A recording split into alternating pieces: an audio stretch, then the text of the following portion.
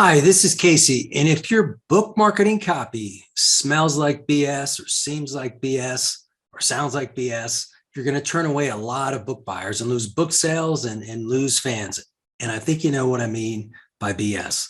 So what I'm going to do in this video today is teach you how to write marketing copy that always passes the BS test. I'm going to give you some steps you can follow to make sure that your copy comes across as believable and authentic.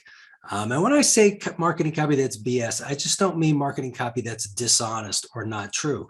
You can write marketing copy that is 100% true, but if it kind of sounds like the usual BS, people are going to get turned off by it and probably not spend much time with it. So what we're going to do is focus on today on how to write marketing copy that for your book that is believable. And to do that, I'm going to go to my example board here for you. So let me share my screen and we'll get right into it. So we're going to call this little lesson, how to make your book marketing copy believable. First thing you can do, and if you watch any of my videos, you'll hear me talk about this a lot, make your marketing copy very conversational and be authentically you, be yourself.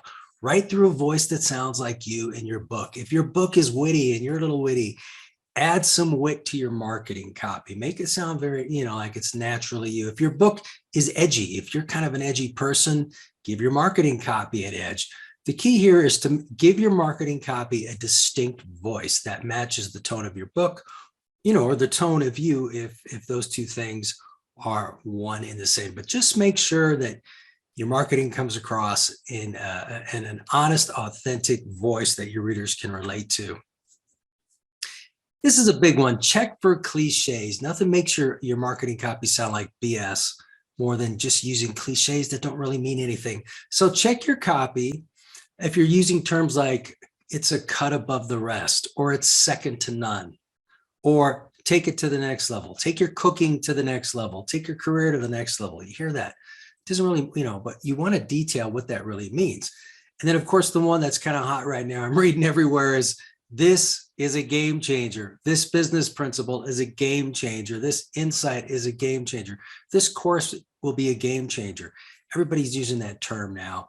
And you got to write things with your marketing copy that really means something. That's why I've got this highlighted in red. So if in your first draft, if you have some cliches, and I'm going to talk about this a little later, that's okay. But if you spot cliches in your copy like game changer or cut above the rest, replace them with copy that's a little more detailed and specific. Okay, and I'm going to give you an example of how to do that in just a minute. But this is kind of like the big bugaboo. This probably more than anything can make your copy sound like BS. When you just start pumping in the cliches that everybody else is using and that you've heard a million times yourself. So you don't want to be just another person who uses those. So I'm going to give you a couple more tips in here in just a second, but I just want to take a moment. If you don't have my ebook, 7 Must-Know Copywriting Secrets That Sell More Books, I really encourage you to get your hands on it.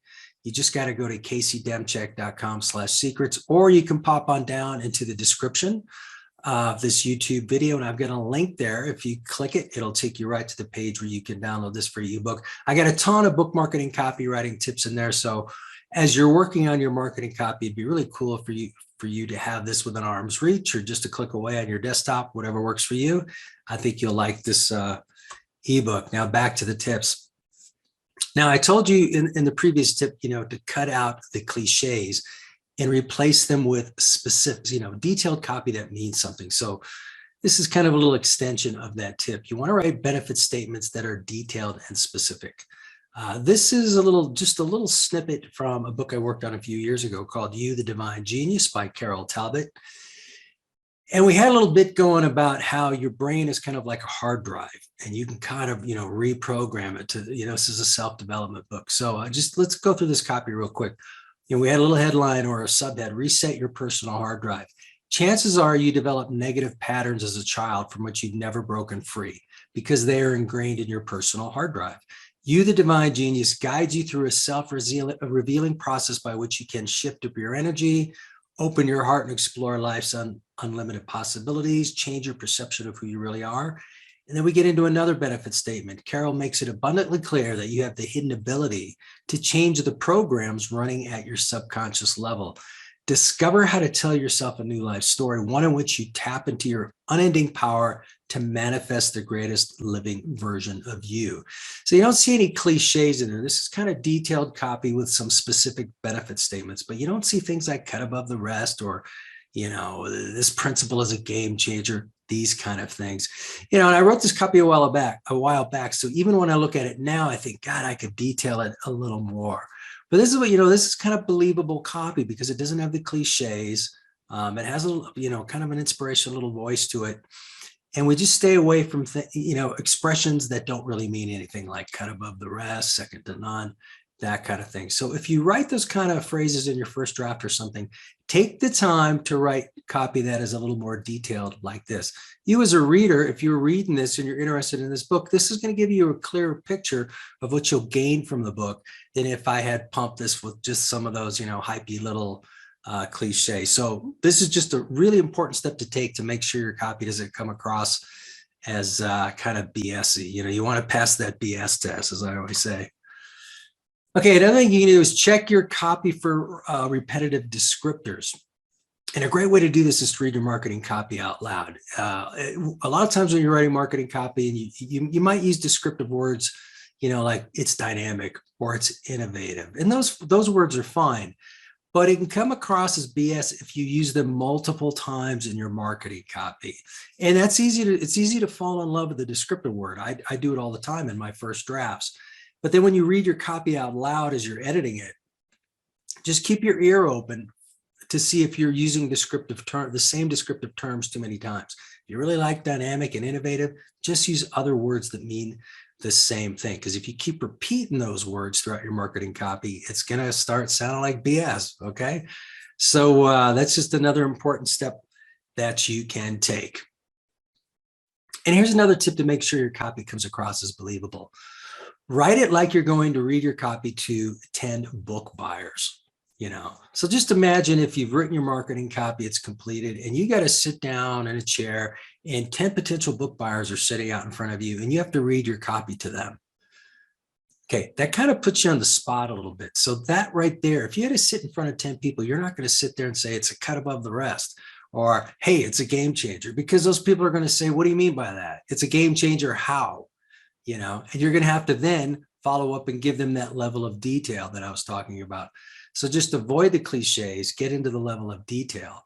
So that's just a little test you can take. Just ask yourself when when you're ready to say your marketing copy is done, just ask yourself, am I ready to read this in front of 10 people who are going to call me out on my BS if I write, if I pump BS into my copy? That's just a really good test to take before you say your copy is complete.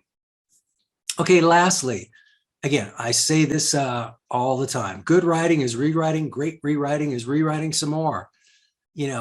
So be good, follow these tips I'm giving you, but don't be too hard on yourself. That's his first bullet point. Allow your first draft to be rough.